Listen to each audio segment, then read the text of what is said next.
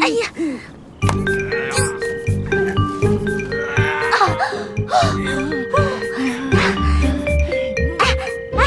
高点，再高点！哎，大姐，你能不能每次换一个桥段，就用这一招啊，翻墙？哎，高点嘛，再高点！哎，你多少斤呐？本小姐身轻如燕，好吗？再高点儿！啊！高点儿！踩死我了你！哎，你再高点儿啊！怎么了？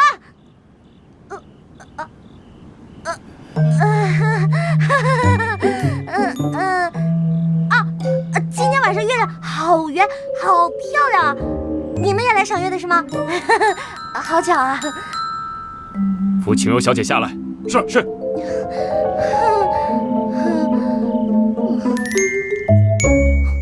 此番为何又要逃走？之前不是答应过本王不再逃跑了吗？既然被你发现了，那我就不隐瞒了。我觉得待在这儿不舒服，所以我就走了。真是儿戏！你我既有婚约，你为何不给本王时间？为何如此不相信本王？没办法，感情破裂，不想待在这儿，跑了清静。堂堂太子妃竟说出如此混账话！等等，你打住！现在婚约未至，我还不是太子妃，你可别高抬了我，我受不起。你，反正不管你今天说什么，我都是要走的。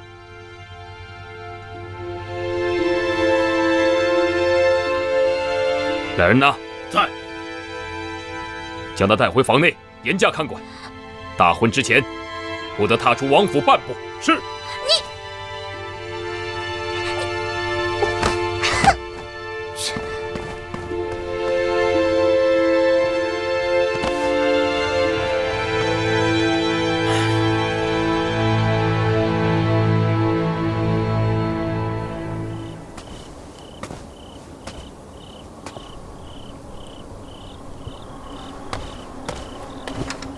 尊上，晴柔姑娘出门时被灵齐王府的人发现了，此刻已被太子软禁。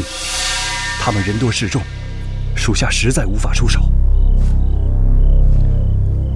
属下告退。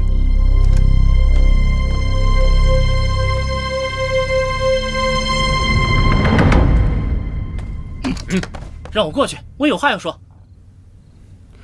让他进来吧。王爷，哼，不对，今时不同以往，应该是太子殿下才对。你有何事啊？我刚刚去晴柔房间探访，为何周围全部都是侍卫？王爷，你这是什么意思？你这是禁锢人身自由！住口！本王没治你知情不报之罪，你竟敢先向本王来问罪！我有什么罪？晴柔要走，你为何不告知于我？哼！瞧你这话说的，腿是长在晴柔身上的，我拦得住吗？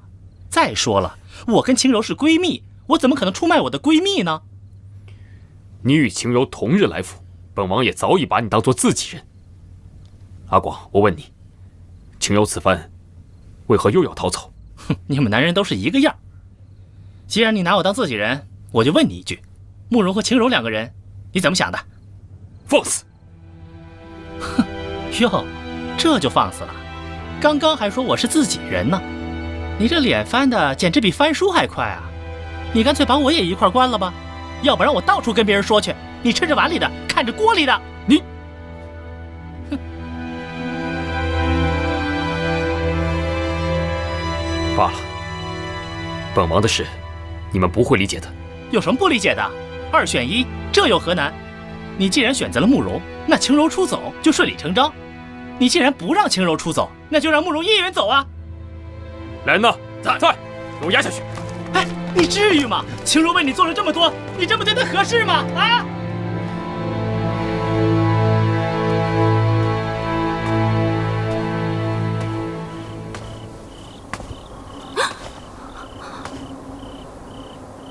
你为何见到我如此慌张？是不是知道我要找你来算账？双儿不知道你在说什么。轻柔走的事情，是不是你跟谢延琪说的？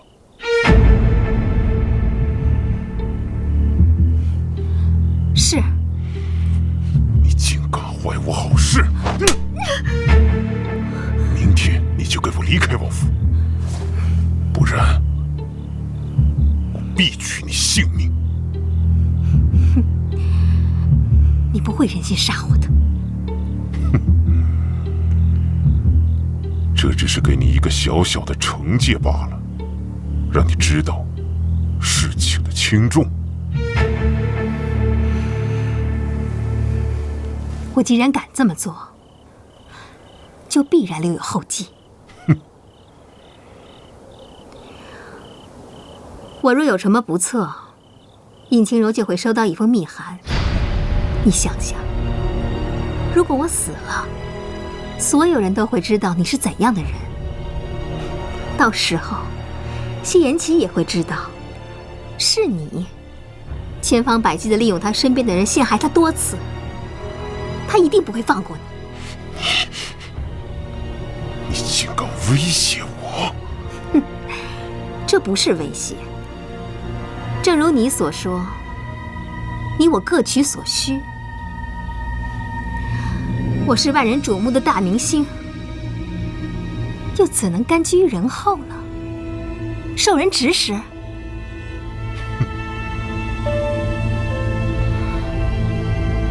你别以为你手中有我的把柄，我就不敢杀你。这世上还有你不敢做的事情吗？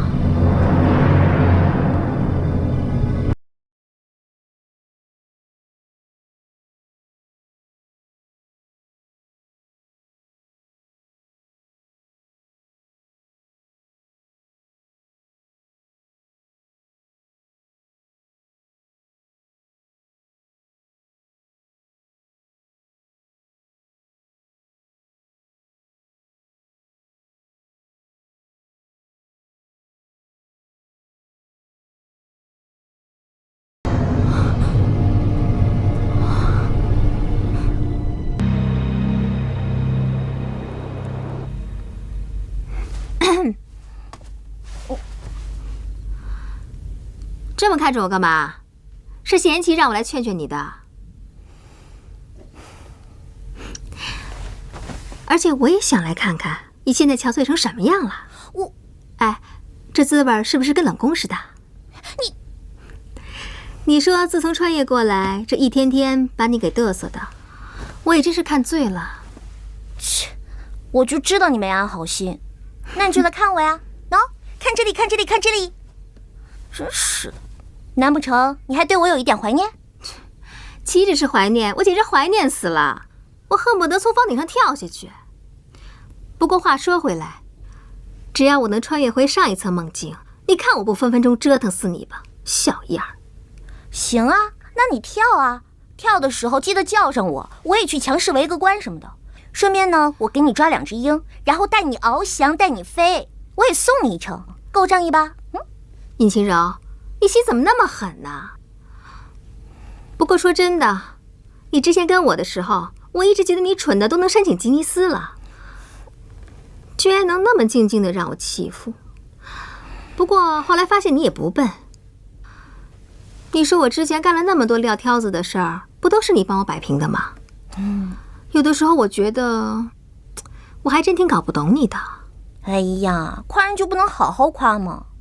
好好夸，好好夸，咱俩能这么愉快的对话吗？行了，行了，行了。其实吧，我也觉得我挺聪明的。停，要吐了啊！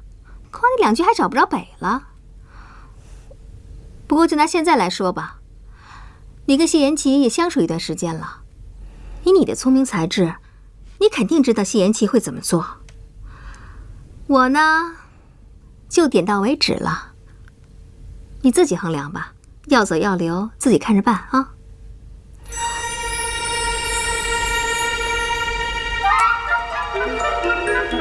有时候，我会相信一切有尽头，相聚离开都有时候，没有什么会永垂不朽。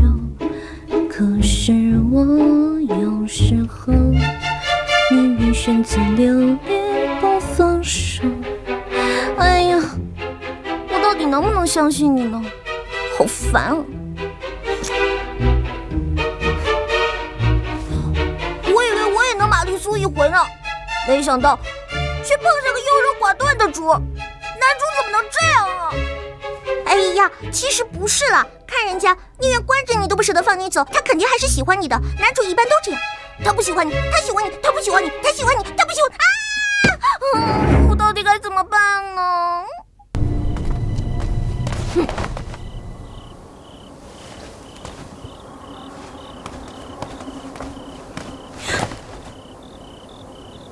我说孔大小姐，你天天跟着我，到底是要干嘛呀？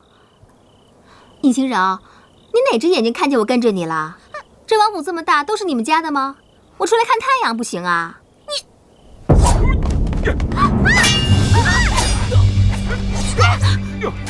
你抓着我干嘛？这都是上好的仇呢！你闭嘴！啊，感情这些人都是冲着你来的。洪少爽，你怎么这么多事儿啊？我每天在王府，我能惹着谁啊？你没看他们带着谢言辰的牌子吗？肯定是谢言辰想要抓我去威胁谢言齐嘛。威胁谢言齐？他们抓你干嘛呀？我美呗，以为我是太子妃的。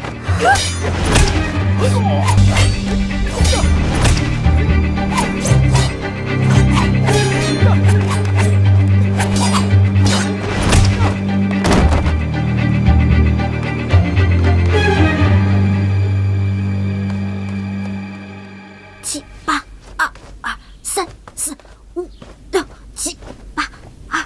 你这是？此乃家乡秘术。秘术？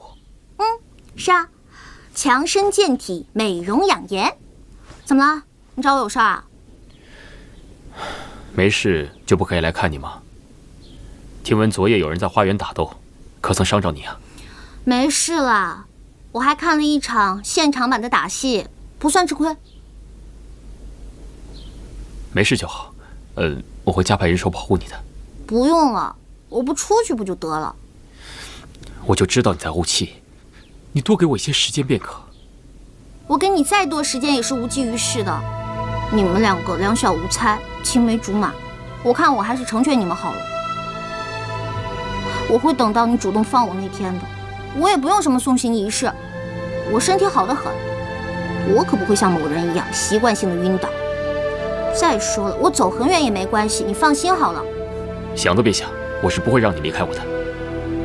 不是跟你说过吗？我会处理妥当的。感情这种事儿，其实能让你慢慢考虑的。3人同行，注定会有人受伤，要想两全是根本不可能的。我只不过是想等他身体好一些了再做打算，你为何如此咄咄逼人呢？他要是1个月不好，我们就等1个月；他要是1年不好，我们就等1年。那要是一直都不好，那我们就要等1辈子吗？那我的时间呢？谁来弥补啊？不会那么久的，你相信我，只要他身体好的差不多了，我自会处理妥当。那万一呢？这些事情能确定吗？你为何如此蛮不讲理啊？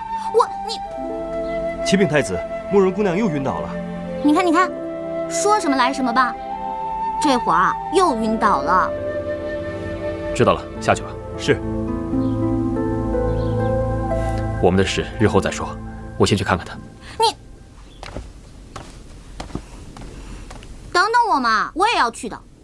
反正我闲着无聊，出去透透气也行。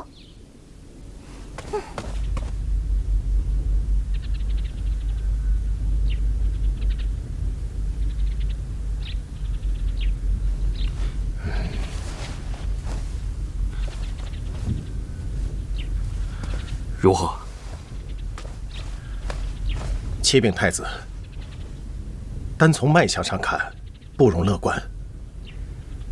慕容姑娘这5年来身体上遭受了重大的伤害，更严重的是心病。《黄帝内经》云：怒伤肝，喜伤心，忧伤肺，思伤脾，恐伤肾，百病皆生于气。慕容姑娘5年来忧虑、多思、恐惧，早已郁结于心。五脏六腑都有问题。那可有办法医治啊？慕容姑娘目前的身体状况只能静养，没有别的办法。那什么时候能好呢？哦，这也说不准。药物只能缓解。那太医的意思就是这病好不好，只能看心情了。这也不全是，受损的五脏六腑只能静养。那反正就是短时间内好不了了，是吧？应该是的。你看，连太医都说一时半会儿好不了，某人还怀抱希望。你知道我不是这个意思。哎，好了好了，我开玩笑的，缓和一下尴尬气氛。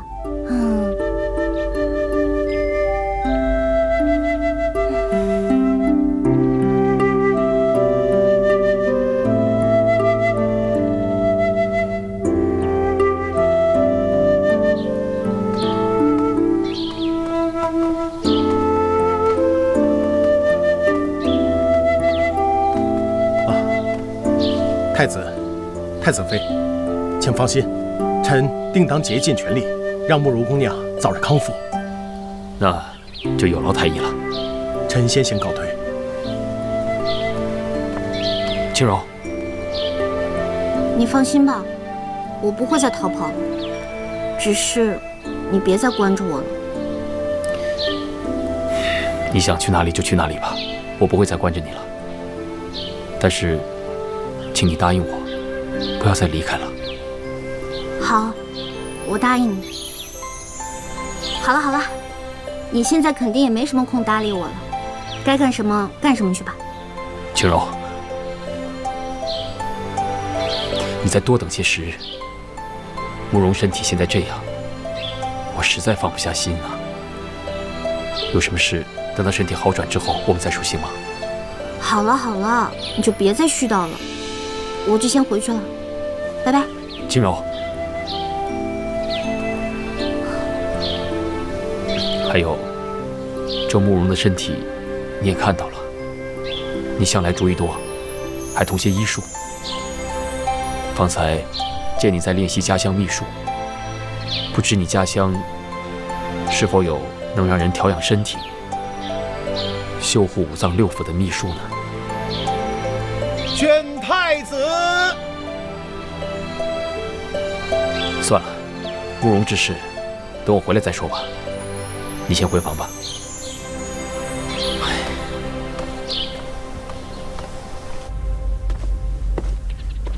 儿臣参见母后。不知母后宣儿臣前来，所为何事？当然是为慕容一事召你前来。现如今，慕容家只剩他一个人存活于世，此次又能重返皇城，必定是为慕容家平反昭雪而来。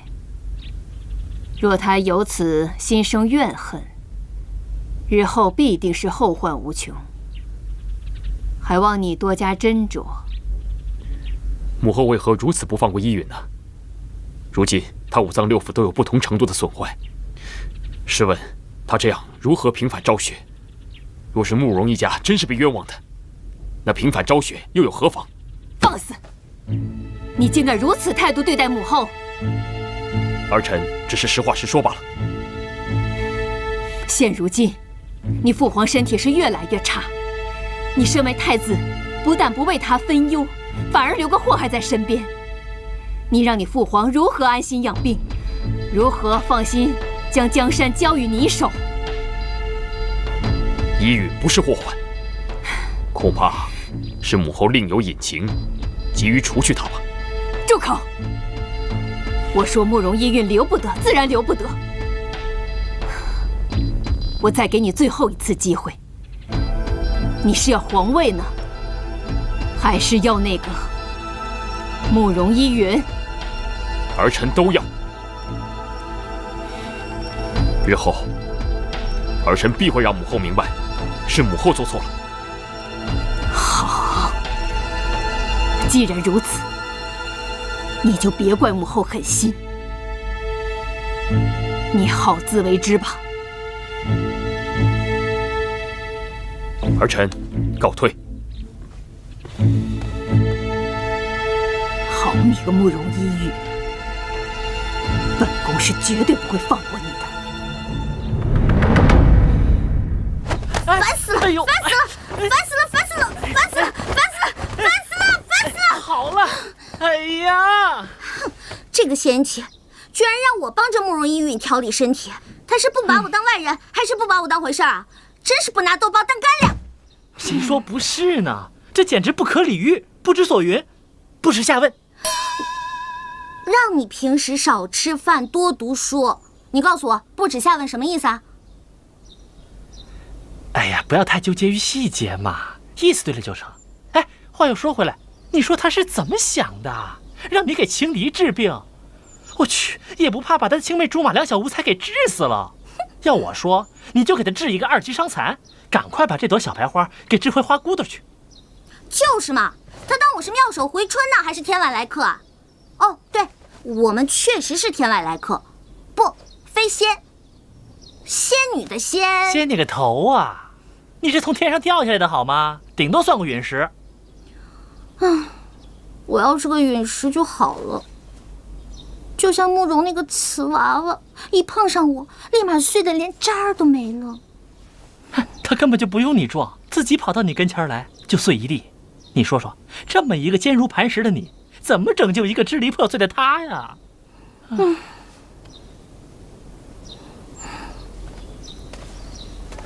轻柔姑娘，真是说刘备刘备就到，真不禁念叨。进来吧，慕容姑娘，赶紧坐吧。你这身子不好，不好好在屋里待着，出来瞎溜达干嘛呀？免得再晕了。慕容早上听闻昨夜有刺客闯入，本想过来看看，可是没等走到，就晕倒了。哎呦喂，你晕的可真是时候，都成定番儿了。哎，这技术含量可真高啊！哎，青柔，你赶紧给我学着点儿，别一天到晚跟个汉子似的，推都推不倒。定番是何种技能？依韵听不明白。你不用明白，以后少晕倒就行了。让尹姑娘见笑了。听闻这几日你与颜齐，太子殿下又因我而争吵，依韵实在是过意不去。都怪我这身子不争气，让大家担心了。呵呵，你别多想，也只有谢元齐他一个人担心而已。我们呀，心态好着呢。都是我不好，太子平日里有那么多事要忙，还让他为我的事而费心。青柔姑娘，请相信我，我是一定会离开的。只是因为太子放心不下我，才让我先在府里养好身子的。行了行了，你好好养着吧。反正这王府是谢元齐的，我在这儿也是白吃白住，又不花我一分银两，你不用来找我解释。看来尹姑娘还是不肯接受我。你放心，我会尽快说服太子同意我离开的。又装小白花，气死我！看我不治！别，你好生在这儿住着，没事儿。这王府这么大，上上下下也不差您这一口饭。等我跟谢元齐成了亲，到时候我养你。你和太子什么时候成亲呢？要不是你，早成亲了。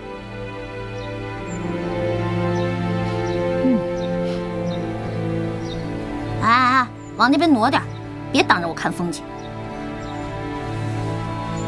啊，好热，你再往那边挪挪。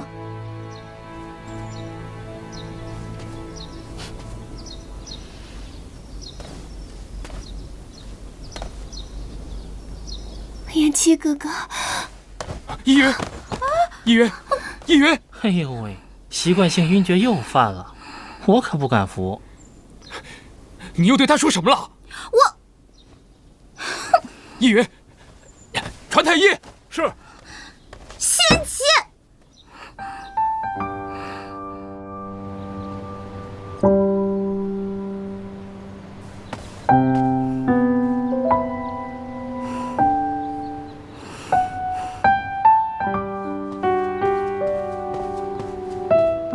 你叫我来干什么？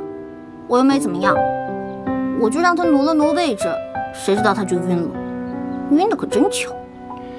晴柔，我不是来责怪你的，只是依云的身体越来越差。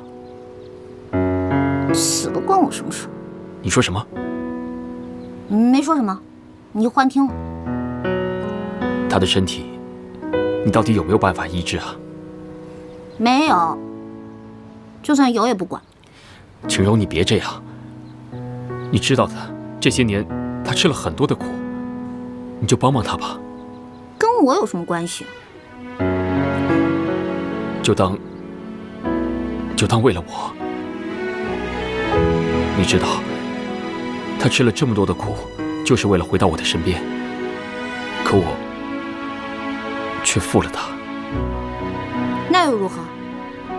如今他既然回来了，我就不能眼睁睁地再一次看着他消失。毕竟你们曾经山盟海誓。晴柔，现在除了你，我真不知道还有谁能够帮他。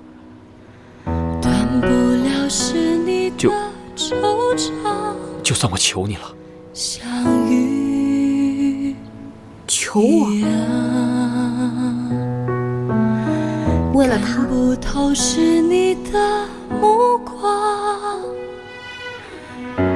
你堂堂灵齐王，当今太子，你为了他慕容依云，居然来求我？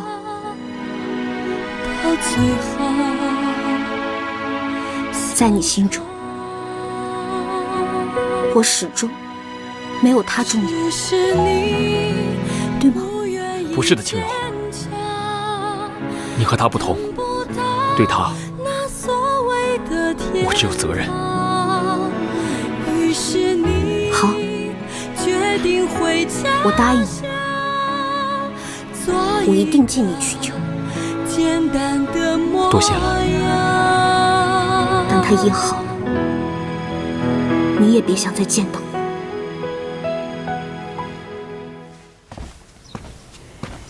我。儿臣参见母后。母后近来身体可好？还是你时刻挂念着母后。我召你前来，是有事想告诉你。母后请讲。想必慕容的事你也有所耳闻了吧？啊，的确，朝廷上下对太子颇有微词。现如今你父皇病重，妻儿又留那个慕容在身边，恐怕迟早是个麻烦。三弟对慕容姑娘照顾有加，又推迟了婚事，恐怕……若是琪儿还是不听我的话，除掉那个慕容，他就别想坐上皇位了。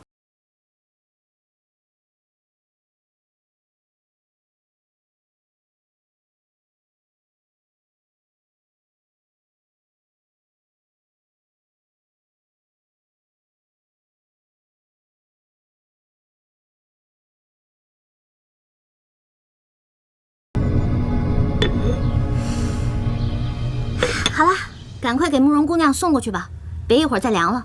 是。哦，对了，一会儿给慕容送药的时候，把这个交给慕容的丫鬟。小姐，这是什么呀？这个呀，武功秘籍。武功秘籍？哎呀，逗你的，我说什么你都信啊，真是很傻很天真啊。小姐，你又拿喜儿开心了。好了，赶紧送过去吧，别一会儿凉了。嗯。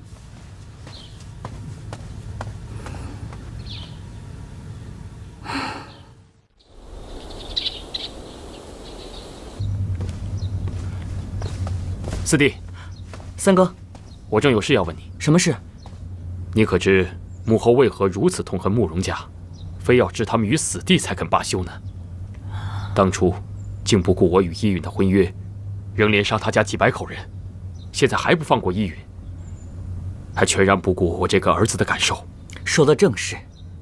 虽说母后平日里被父皇宠得任性一些，但她也不是不讲道理的人。就唯独慕容家的事情上，她说死也不肯让步。要不是因为母后，依允就不会受这5年的劳苦，你们也就不会……算了，过去的事不提了。只是现在，母后为什么非要置依允于死地呢？我只是觉得，此事没有那么简单。早先听闻，母后的姐姐，也就是你我的姨母，当年也是城中闺秀的头1名。除了样貌出众以外，琴棋书画也是样样精通，曾被许配给了慕容家的大少爷，也就是慕容依允的父亲。当年父皇也只不过是一个不得宠的皇子而已，大家都以为姨母的婚事更重要一些。只是姨母不知为何最后自杀了，母后就这么一个同母的姐姐，她当时难过了好一阵子。最后直到父皇登基，她才渐渐缓了过来。哦，还有此事？啊，确有此事，不过其中的细节我就不清楚了，只是略有耳闻而已。三哥，依允的身体怎么样了？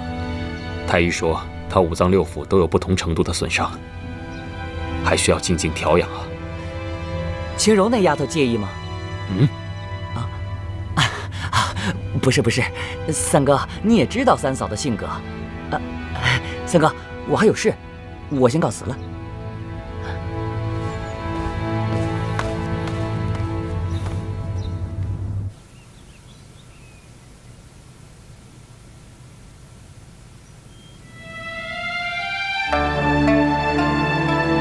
姐姐，你的仇我不会忘记。想当年，你以京城第1美女之誉与慕容家定亲，可是慕容家为了讨好梁王，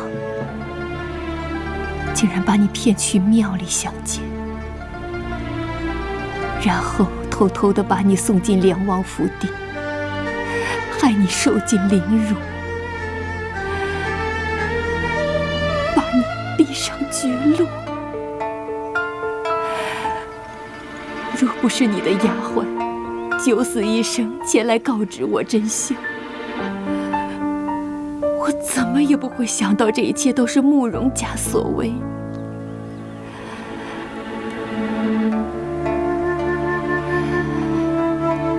姐姐，你我从小相依为命，若不是你护着我，也不会有我的今日。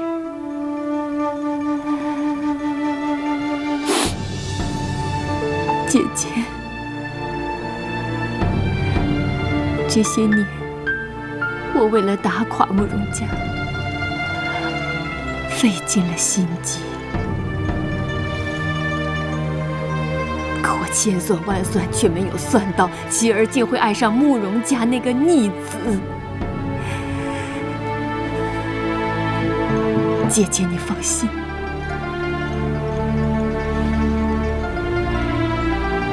我一定会让慕容家所有人都给你陪葬。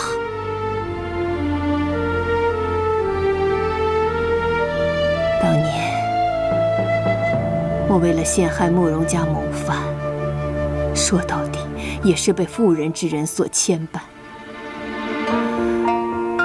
我不忍心看着慕容被投入教坊，毕竟他是跟琪儿有过婚约的人。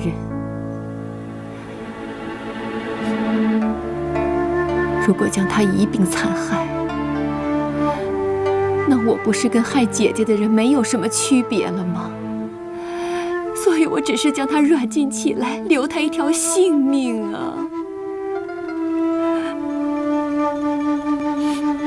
可是没有想到，他居然逃了出来，回到妻儿的身边了。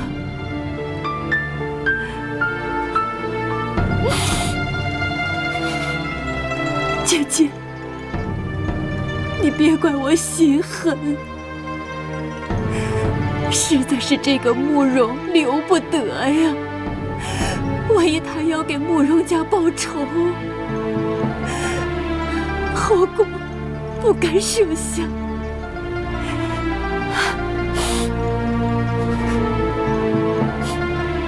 姐姐，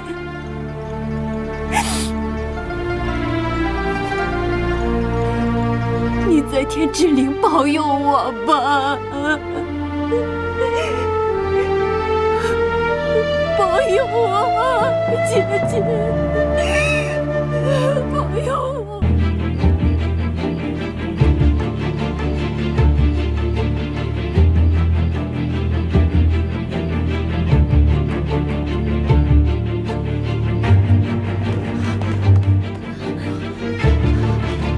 母后，萧儿，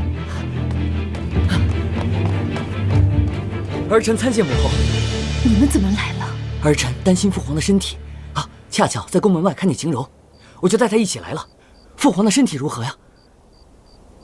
你父皇恐怕是不行了。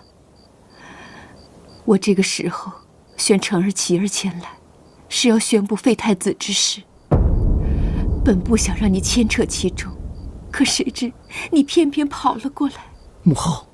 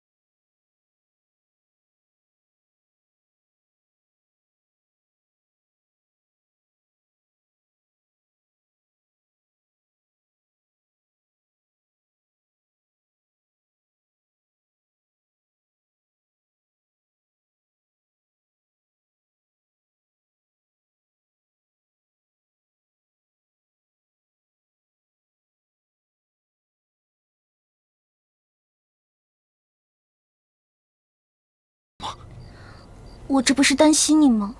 你总是这么任性。今日不知能否全身而退，有些话现在不说，日后也许就没有机会了。我和依云真的已经过去了，即便是有遗憾，也无法回到过去。我对他的好，只是出于责任和愧疚。我现在只爱你一人，再一次失去他，我只会难过。若失去你，我便不能独活。这些话你为什么不早说呢？这些日子，我只想让依云养好身体，再解决此事，也无心多加解释。何况你也未曾给过我机会。傻瓜，早这样说就好了。不管今日事成与否，我必定与你同生共死。好一个同生共死！那我就成全你们。拿下！是。谁敢？哥哥，妹妹，你就听二王爷的吧。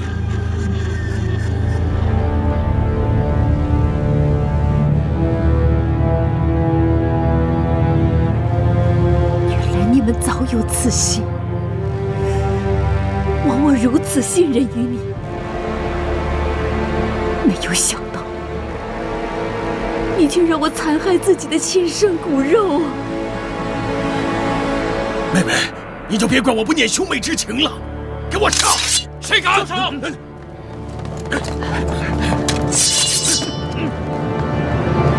独孤，元气哥哥，你怎么样？受伤了没有？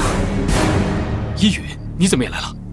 草民参见皇后、王爷，我有心救驾，但实在不了解宫中情况，刚好碰到依允姑娘，要不是她带路，也不可能顺利赶来。独孤，辛苦你了，这都是慕容姑娘的功劳。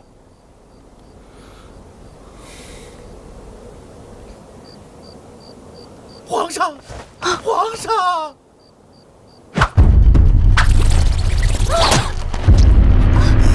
依允，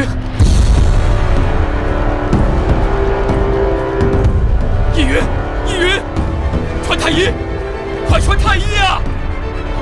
依允，传太医！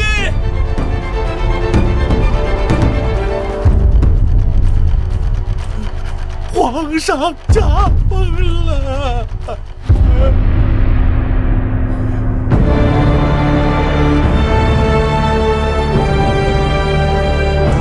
父皇，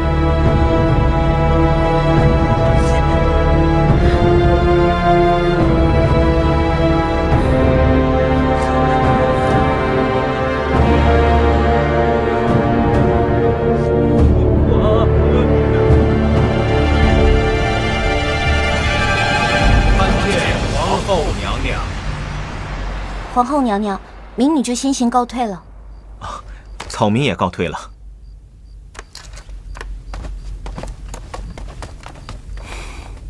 皇上驾崩，哀家虽伤心欲绝，但国不能一日无君。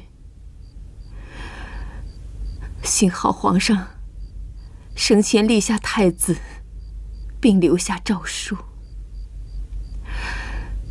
邱公公在。宣旨吧。是。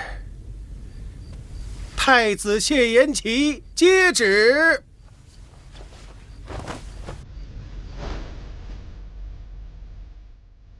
奉天承运，皇帝诏曰：在此谢延琪品行贵重，深得朕心，可承皇位，钦此。儿臣领旨谢恩。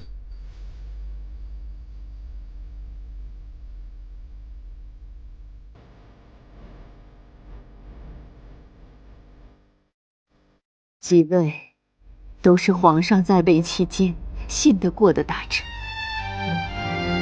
还望以后能尽全力辅佐新皇。臣遵旨。儿臣遵旨。请皇后娘娘放心，臣等定当竭尽辅佐，保我江山社稷。好。凌晨王，谢延辰，母后，欺君罔上，残害兽族，即日被贬为庶人，驱逐出城。若无旨召见，不得进京。母后，儿臣知错了。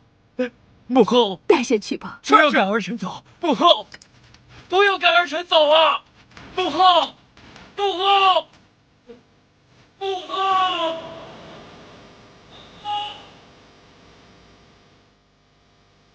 董印，忠奸不分。谢谢铸成大错，谢免去相国一职。即日起，闭门思过，1年之内不得迈出房门半步。谢皇后不杀之恩。到。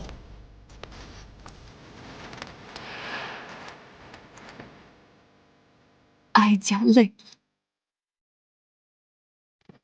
你们都回去吧。盼望母后保重凤体安康。儿臣告退。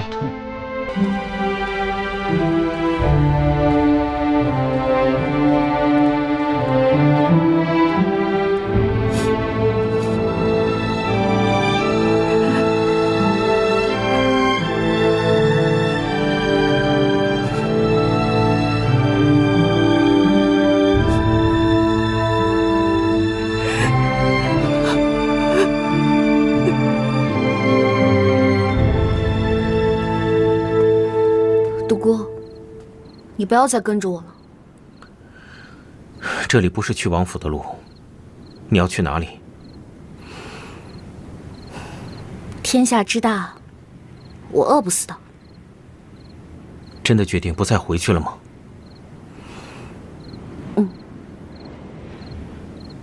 为什么？刚才你不是还要跟谢延琪同生共死吗？当谢延琪发生危险的时候，第一个扑上去挡刀的，却是他慕容依允。而且，他看见慕容依允那神情紧张的样子，我就明白，以后就算我当上皇后，他心里也只有慕容依允一个人。况且，就像你说的，他是皇上，以后会有3宫6院，一个慕容依允就把我弄得焦头烂额，那以后我真的不敢去想。而且我尹晴柔是一个普通的不能再普通的女人，我想要的只是一个男人一心一意的爱。而谢延琪，他的感情世界太复杂了，我接受不了。不如这样，你跟我走，我带你去一个没有人烟的地方，保证以后不会再有任何烦恼。是桃花源，还是神龙岛啊？我只不过是俗人一个，怎么能忘得了这世间的凡俗呢？那你一个人去哪里啊？放心吧，我家那么远，我都过来了。独孤，我想一个人静一静。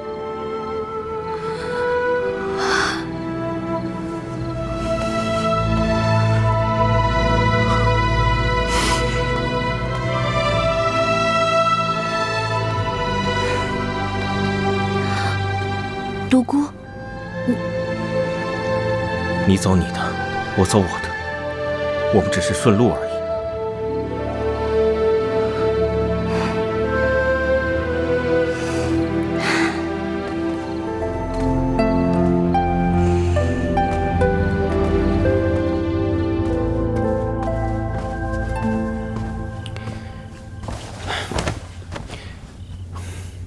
李章，你立刻去把全京城最好的大夫给我请过来。每日轮流照看慕容姑娘，切不可有一丝差池。还有，太医说她失血过多，尽快让御膳房按照太医的吩咐，多熬些补血的汤药。一旦慕容醒来，就立即喂她喝。是，快去。还有何事啊？太子，尹姑娘她怎么了？她走了。走了？去何处了？属下也不知啊。尹姑娘出去以后执意不回来，我也不好阻拦。什么？启禀太子，慕容姑娘醒了。我知道了，下去吧。是。禀太子，目前一切要以登基大典为重，以免节外生枝。你最好不要亲自一个人去找尹姑娘，更何况尹姑娘素来任性，没准在外面玩2天，自然也就回来了。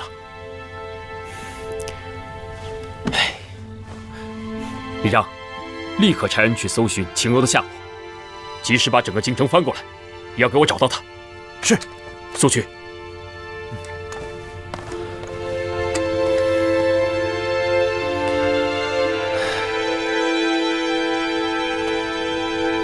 为了这皇位，手足相残，骨肉相弃，到底有何意义？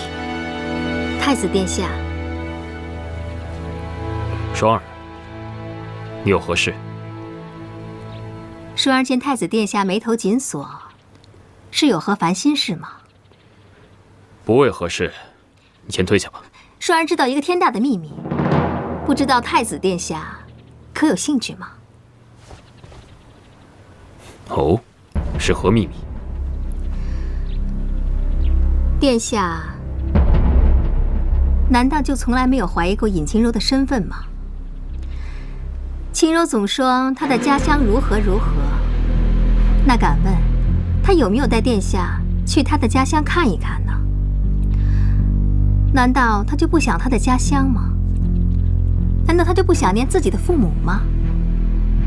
除非尹晴柔的家乡并非在你我脚下的国土之上，可是她又和我们说着同样的语言，殿下难道不觉得奇怪吗？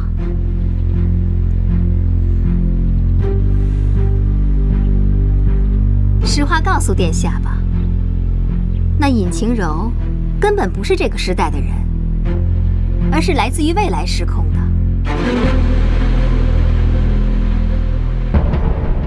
殿下是信不过双儿吗？你所说的，本王也曾怀疑过。今日你的言辞，不过证实了本王的怀疑而已。对他尹晴柔又有何影响呢？不妨与你直说了吧。我喜欢的是尹晴柔这个人，跟她来自于哪里，一点关系都没有。太子殿下的感情自然为真，可是他尹晴柔却没有那么单纯呐。你此话是何用意？若是你道不出个所以然，本王必然定你的罪。双儿既然敢这么说，就必然有证据。尹晴柔想要嫁给太子，只不过是为了进入宗祠而已。这个殿下可知道吗？进宗祠？因为那宗祠里有尹晴柔等人能穿回到现代的重要之物。然而，一个普通人想要进入宗祠，只有嫁给皇室这一条路。所以，双儿想说的是，尹晴柔想嫁给太子是假，利用太子的情感达到自己的目的才是真。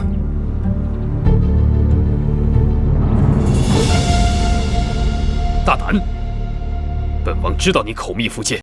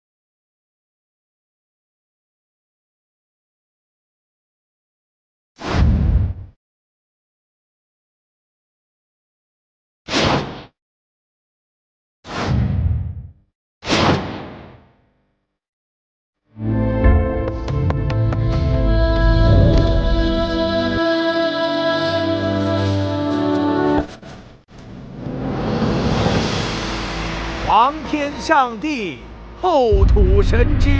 朕以博德居前敌，本无意大统，无奈先帝执意托付以社稷，岂敢违抗？余闻皇天之明不于常，违规于德。琪儿，我与慕容家的恩怨就是这样。你若平反昭雪，或是立他为妃，母后都不再阻拦你了。我要搬去般若寺，庆登古佛，了此残生，百姓才能安居乐业，助祭改元常德，大赦天下，一张新朝气象。钦此。吾皇万岁万岁万！皇上，新皇登基，四海升平，皇上的婚事还需早日定夺。对，杨大学士说的非常对。皇上，天下不可一日无君，这后宫也不可一日无主啊！还望皇上早日大婚，保我江山社稷后继有人呐！皇上。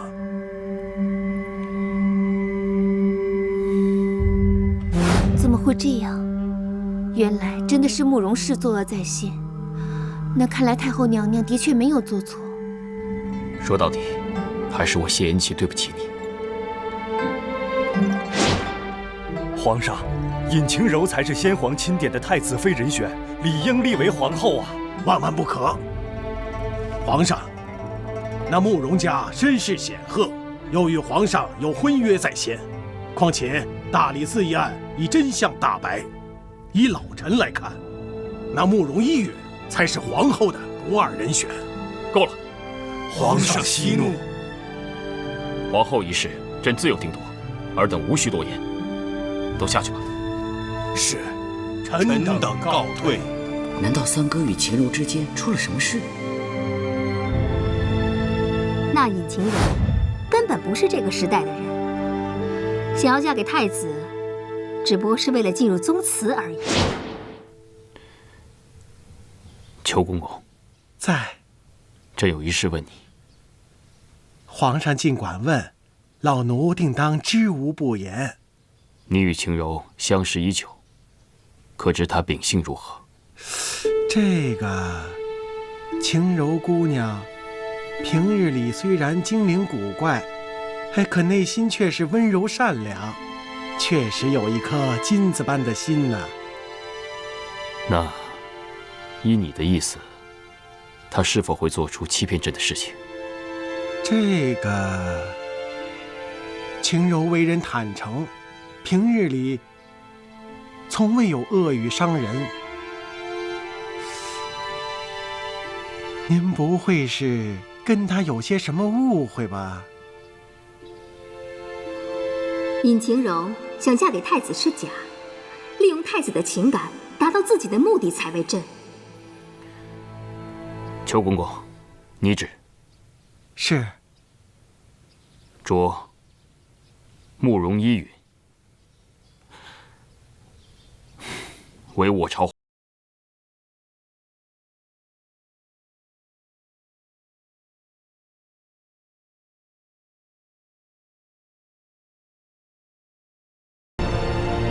是。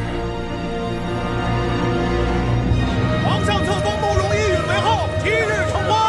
皇上册封慕容依允为后，即日成婚。啊，晴柔，你怎么了，晴柔？晴柔，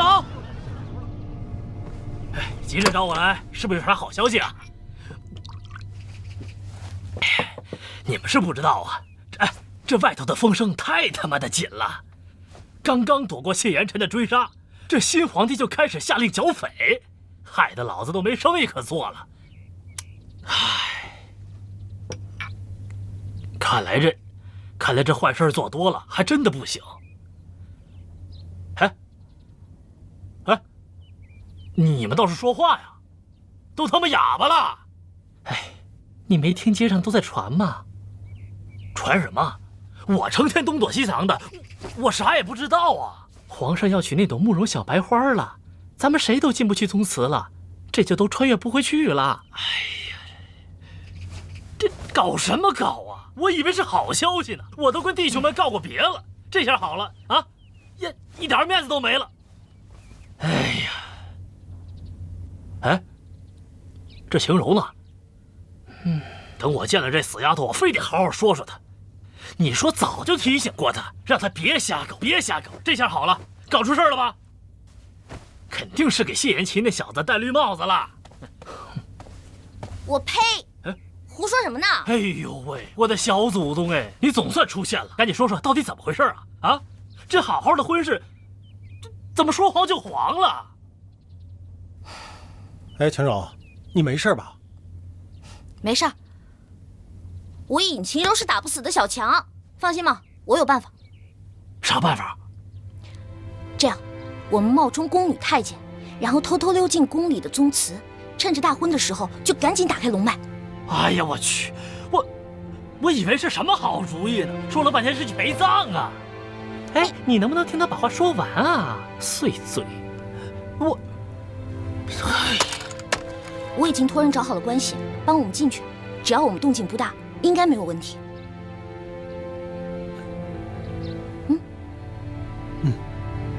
哎呀，好了，大不了一死，赌了，说不定还能回去呢。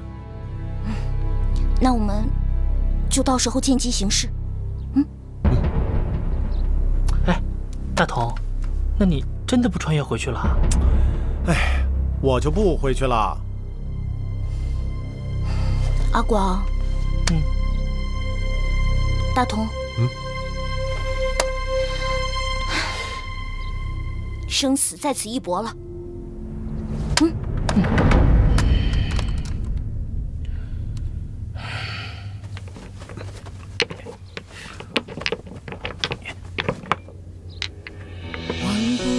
是你的哎，我说你装那么多干嘛呀？这东西到咱们那儿又不流通，猜不透是你的这好歹也是金子，等我回去了找人提炼一下。做不了曾说的假象，到最后散场。这些金子我可都是有数的，除非是我想给你。只是你不愿意坚强，等不到那所谓的天堂，于是你决定回家乡，做一个简单的模样。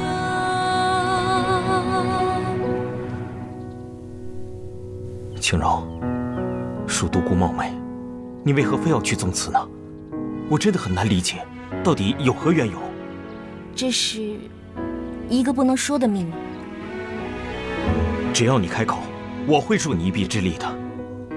独孤，你帮了我很多，有些事情我想靠我自己。事到如今，看来你还是把我当外人。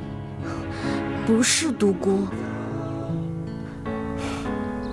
你对我很好，我知道，但此去一行，肯定是一条不归路。我不想连累你，就让晴柔在此跟你好好道个别吧。再见了，好朋友。晴柔，你这到底是何用意啊？好了，不说这些不开心的了，让我们再去逛逛街吧，像以前那样。也不知道以后还有没有机会了。好啦，走啦，走啦！哎呀，走啦！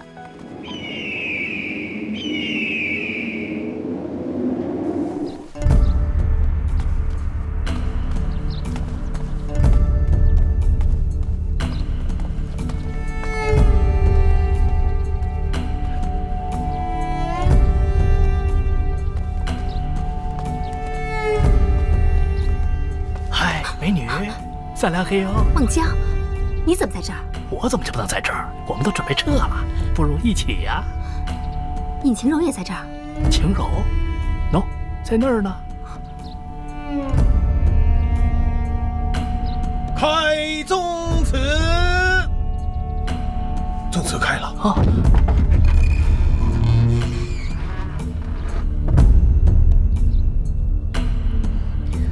小心！有刺客！皇上，干啥吧你？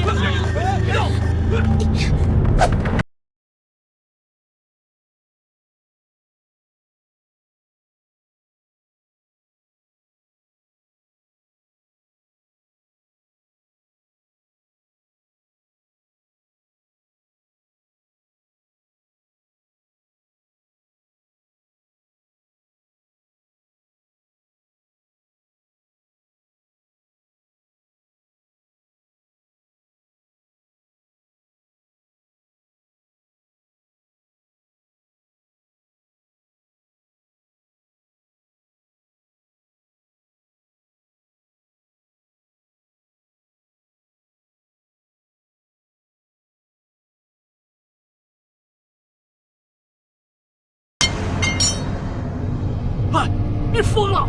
你放了他，我们怎么办？我没放，以我的能耐，我根本挟持不了他。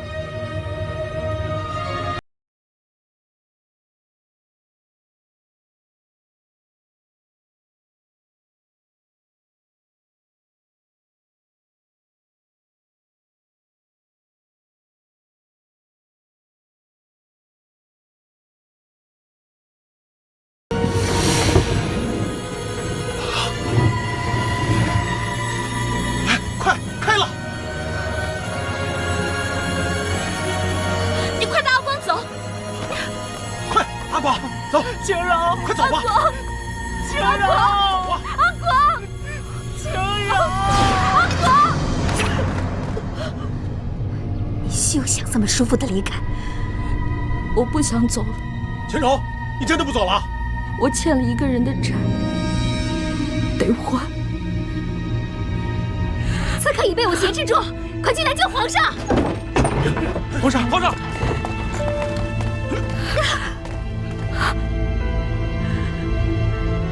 晴柔，朕就问你一句话：你之前陪在朕的身边，就是为了这件事情吗？皇上，该怎么处置啊？全部押入天牢。是。皇上，我是有功的皇上。皇上，谢仁吉。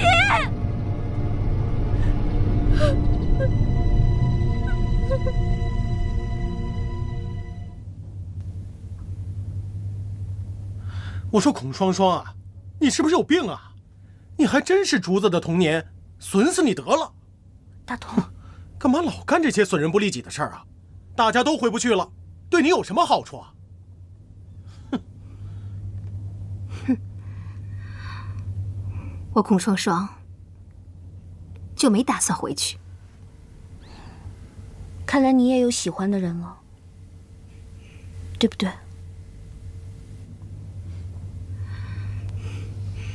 是，那又怎样？能让一个女人变得如此疯狂的，也只有爱情了。你说我孔双双哪一点不如你尹清柔？凭什么我喜欢的男人都围在你身边？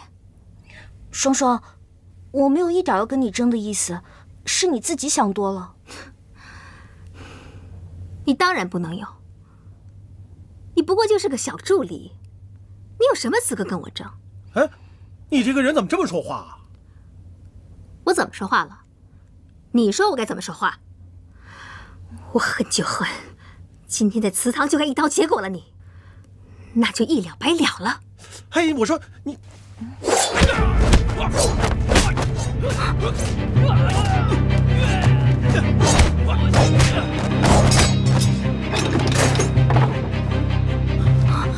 晴柔，快跟我走！不行，我不能走，他说呢。青柔，你快走吧，再不走来不及了。不行，这件事情是因我而起的，我不能一走了之。你，不行，你不能走，你的眼里只有这个小贱人。我为你付出那么多，你连看都不看我，找死啊你！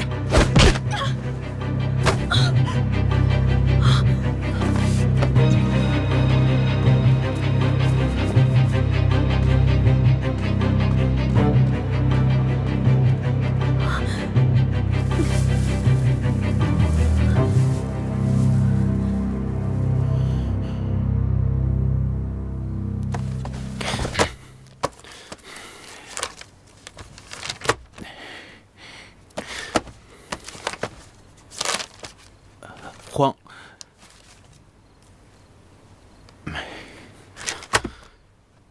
到底有何事？说吧。启禀皇上，有人夜闯天牢，将尹晴柔劫走。大胆！卑职无能，请皇上恕罪。那另外2人呢？他们还在。随朕去天牢。是。皇上驾到！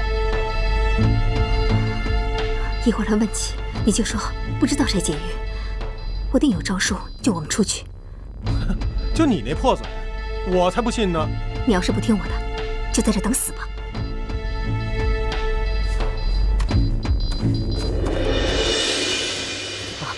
皇上，皇上，免了。你们2人可知道谁劫持了尹晴柔？回皇上，我们也不知道是何人劫狱，只看见一个蒙着面的，好吓人。手也没有活口，死无对证。哼！皇上，还有何事？皇上只要答应放了我2人，我孔双双自有办法找到尹晴柔。笑话！你2人犯的是死罪，当诛9族，居然还敢谈条件！冤枉啊，皇上！双儿何罪之有啊？双儿不但没有与他人同流合污挟持皇上，还帮皇上抓到了尹晴柔。若说我有罪，简直是天大的笑话。我们走。皇上，皇上还记得这个玉佩吗？你曾经答应过双儿，有朝一日我要有事求你，你必会答应我。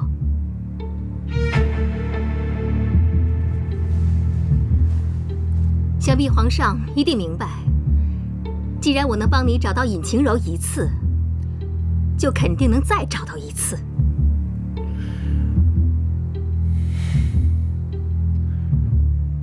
李章，放了他们。皇上，朕说放了他们。哼！是。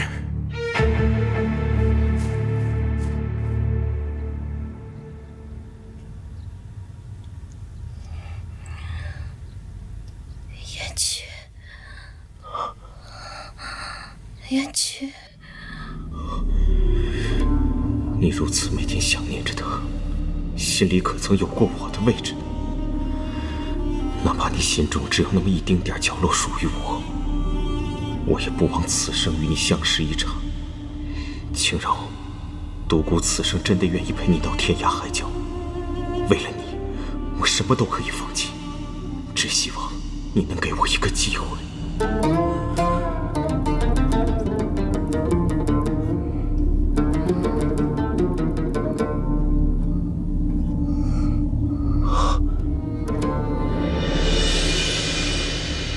独孤，晴柔，你怎么也在这儿？晴柔，你醒了。这是哪儿啊？尊上，飞鸽传来急报，还请尊上定夺。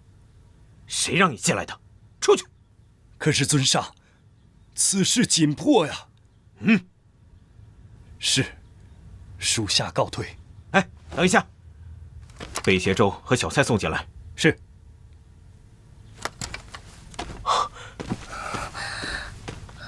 尊上，独孤远，这到底是哪儿？你究竟是谁？轻柔，你刚醒来，千万不要激动。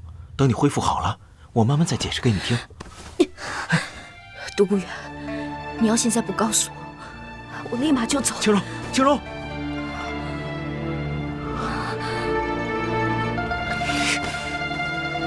好，既然你想知道，我就告诉你。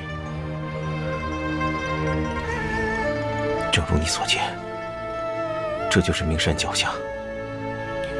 莫非这就是明炼宫？没错，我独孤远就是明炼宫的宫主。你是公主？可别人都说明炼宫是邪门邪派啊。邪门邪派？可那些自称名门正派的人，每天不也都干着偷鸡摸狗、肮脏不堪的事情吗？原来你一直隐藏在灵齐王府，就是想要利用我们。我知道了，那些接二连三发生的事情，全部都是你设计的。轻柔，在这件事情上，我的确对你有所隐瞒，但是其他事情上，我从来没骗过你。你知道，因为我太在乎你了，我更没有做过伤害你的事情。独孤远，事到如今，欺不欺骗，伤不伤害，还有什么意义吗？如果不是到了这般天地，我看你还是会一直隐瞒下去吧。轻柔，你听我说。我不想听你说，你出去吧。轻柔，你出去。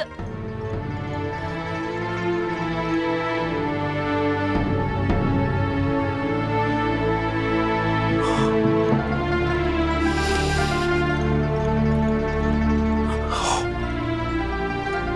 你休息吧，我先出去了。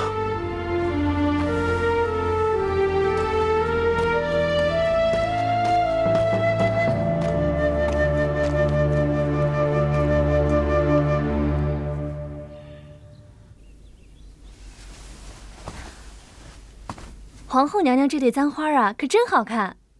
簪再好，人再美，又有何用？皇上从来都不踏进我寝宫一步。皇后娘娘，皇上只是一时忙于政事，所以忽略了娘娘。娘娘这么动人，皇上怎么会不来看您呢？皇后娘娘，双儿姑娘求见。快快请进来。是。双儿见过皇后娘娘。你我无需多礼。你们先下去吧。是。姐姐，快些过来。